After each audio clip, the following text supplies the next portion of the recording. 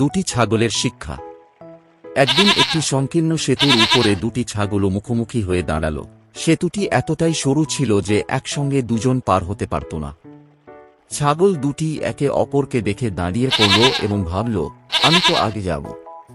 প্রথম ছাগল বলল, আমি আগে উঠেছি, তাই আমাকে আগে যেতে হবে। দ্বিতীয় ছাগল বলল, না, আমি শক্তিশালী, আমাকে আগে যেতে দাও। তারা কেউ কাউকে পথ ছাড়তে রাজি হল না।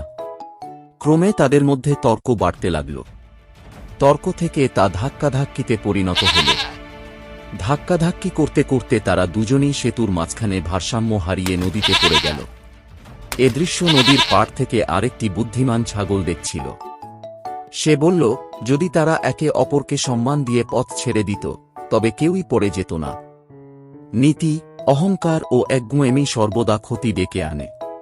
পরস্পরের প্রতি সম্মান ও সহযোগিতা জীবনকে সহজ করে।